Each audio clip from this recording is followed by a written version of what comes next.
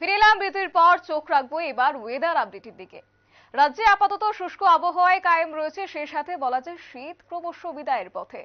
অর্থাৎ এই ক্ষেত্রে ক্রমশ লক্ষ্য করা গিয়েছিল যে পশ্চিমী ঝঞ্ঝার জেরে শীত বারবার বাধাপ্রাপ্ত হয়েছে। একইভাবে রয়েছে জলীয় বাষ্পের পরিমাণ বৃদ্ধি পাচ্ছে, যার কারণে কিন্তু এবার পারদের তাপমাত্রার পরিমাণ কিন্তু কিছুটা হলেও বৃদ্ধি পাচ্ছে। একইভাবে লক্ষ্য করা গেছে যে রাতের তাপমাত্রা অনেকটাই বৃদ্ধি।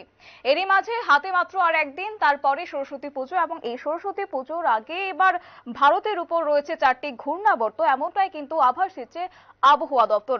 বজ্রবিদ্যুৎ সহ বৃষ্টির অশ্বির সংকেত রয়েছে সরস্বতী পুজোর আগে, এবং সেক্ষেত্রে বলা যায় সরস্বতী পুজোর দিন কেমন যাবে রাজ্যের আবহাওয়া তা সম্পর্কে সরাসরি আমরা জেনে নেব। অঙ্কিতা বর্ধন রয়েছে সরাসরি আমাদের সাথে নিউজরুম থেকে, জেনে নেব অঙ্কিতা কি বলছে।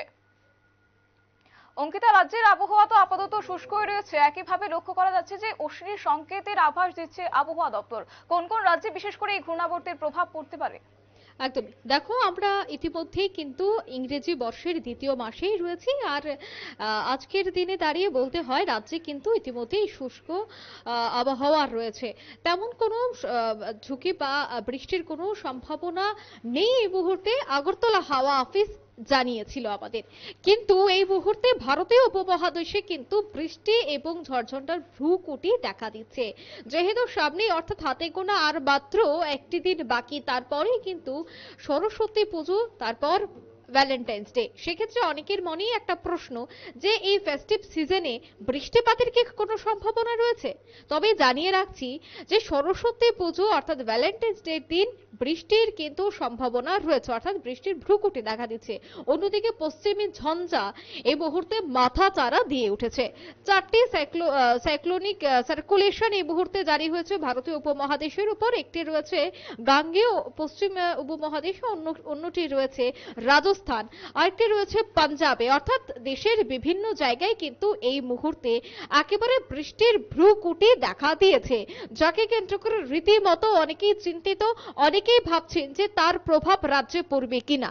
দেখো, অকাল বৃষ্টি আমরা দেখে আছি গত বছর থেকেই দেখা গেছে একেবারে দুর্গাপুজো থেকে শুরু করে দুর্গাপূজার প্রাক মুহূর্তেও বৃষ্টি, আর তারপর দেখা গেছে যখন শীতের ইনিংস শুরু হয় অর্থাৎ নভেম্বর, ঠিক তখনও বৃষ্টি হয়েছে।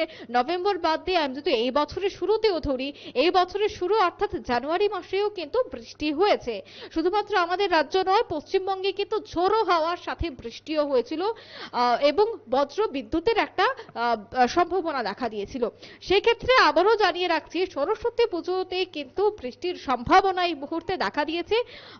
মূলত ভারতীয় উপমহাদেশে 4টি জায়গায় এই মুহূর্তে বৃষ্টির সম্ভাবনা। পাঞ্জাব, রাজস্থান, পশ্চিমবঙ্গ সহ আরো বিভিন্ন জায়গায় এই মুহূর্তে বৃষ্টির সম্ভাবনা। বিশেষ করে পশ্চিমবঙ্গে যে সমস্ত সমুদ্র উপকূলবর্তী এলাকা, অর্থাৎ পশ্চিমবঙ্গের দীঘা, পুরী যে সমস্ত জায়গাগুলি রয়েছে, চিল্কাও যে জায়গায় রয়েছে, সে সমস্ত জায়গায় কিন্তু এই মুহূর্তে লাল সতর্ক বার্তা জারি করা হবে।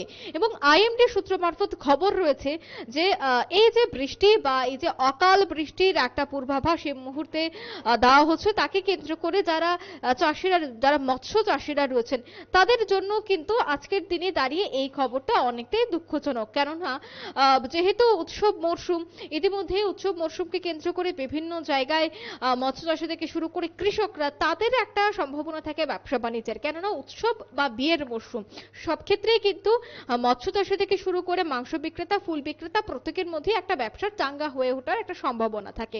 কিন্তু এই যে অকাল বৃষ্টি, সেই অকাল বৃষ্টি কিন্তু পুনরায় চাষিদের জন্য একেবারে দুঃখের খবর নিয়ে এসেছে। চাষিদের এবার মাথায় হাত। আমরা এর আগেও দেখেছিলাম যে এই যে বৃষ্টি বা এই যে পশ্চিমী ঝঞ্ঝা, তার ফলে কতটা কৃষক কুল ক্ষতি হয়েছিল। ঠিক সেভাবে একেবারে সরস্বতী পুজোর দিন যেভাবে বৃষ্টি বা পশ্চিমী ঝঞ্ঝার ভ্রুকুটি দেখা দিচ্ছে, তাকে কেন্দ্র করে কিন্তু রীতিমতো চিন্তার ভাঁজ গোটা ভারতবর্ষে। এবার অনেকের মনে প্রশ্ন আসতে পারে যে এই আবহাওয়ার বদলটা কবে হচ্ছে। দেখো, জানা গেছে আগামীকাল থেকে এই আবহাওয়ার বদল, অর্থাৎ 13, 14, 15 এই 3 দিন আবহাওয়া অনেকটাই খারাপ থাকবে। তার জেরে সমুদ্র উপকূলবর্তী এলাকা থেকে শুরু করে পাঞ্জাব বিভিন্ন জায়গায় এই মুহূর্তে লাল, কমলা, সবুজ সতর্কবার্তা জারি করা হয়েছে। এবার আমাদের রাজ্যে কতটা প্রভাব পড়বে সেক্ষেত্রে জানিয়ে রাখছি, আমাদের রাজ্যেও মেঘলা আকাশ থাকার একটা সম্ভাবনা রয়েছে। আমরা গতকালকেও খবর করেছিলাম যে আমাদের রাজ্যে কোনো প্রভাব পড়বে কিনা সেই পশ্চিমী ঝঞ্ঝার। এই মুহূর্তে জানিয়ে রাখছি, আমাদের রাজ্যেও কিন্তু সেই পশ্চিমী ঝঞ্ঝার একটা প্রভাব পড়ছে, অর্থাৎ মেঘলা ওয়েদার থাকতে পারে বা একটা হালকা উত্তরে হাওয়ার একটা সম্ভাবনা থাকছে।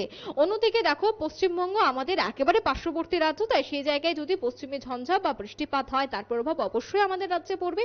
অন্যদিকে অসমেও কিন্তু সাইক্লোনিক সার্কুলেশনের যে জারি হয়েছিল তা কিন্তু আংশিক এখনো রয়েছে, তাই তার প্রভাবও হয়তো বা আমাদের রাজ্যে পড়লেও আর তেমন কোনো ক্ষতি হবে না বলেই মনে করা হচ্ছে, বা হাওয়া অফিস জানাচ্ছে তেমন কোনো প্রভাব আমাদের রাজ্যে পড়বে না, কিন্তু মেঘলা আকাশ থাকার একটা সম্ভাবনা রয়েছে। শতাব্দী। একদমই। তো সেক্ষেত্রে বলা যায় সরস্বতী পুজো মানে কিন্তু হালকা ঠান্ডার আমেজ আমরা প্রত্যেক বছর কিন্তু প্রত্যক্ষ করতে পারি। বিশেষ করে যারা শীত বিলাসীরা রয়েছেন তারা কিন্তু এই শীতের আমেজটা অনেকভাবেই উপভোগ করতে চান। তো সেক্ষেত্রে এই যে পশ্চিমী ঝঞ্ঝা বা যে ঘূর্ণাবর্ত রয়েছে তার জেরে কি আবারও শীত বাধাপ্রাপ্ত হতে পারে, বা হালকা শীতের যে আমেজ তা কিন্তু তা কি বলা যায় যে আর আগামী দিনে থাকবেই না?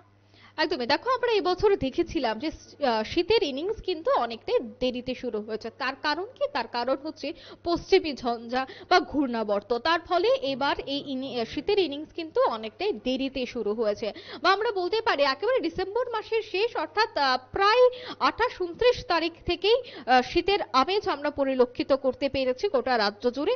আর ঠিক ডিসেম্বরের পর জানুয়ারিতেও সাইক্লোনিক সার্কুলেশন জারি ছিল, যার জন্য মাঝে মাঝে অনেকটাই গরম অনুভূত হয়েছে, বৃষ্টি হয়েছে।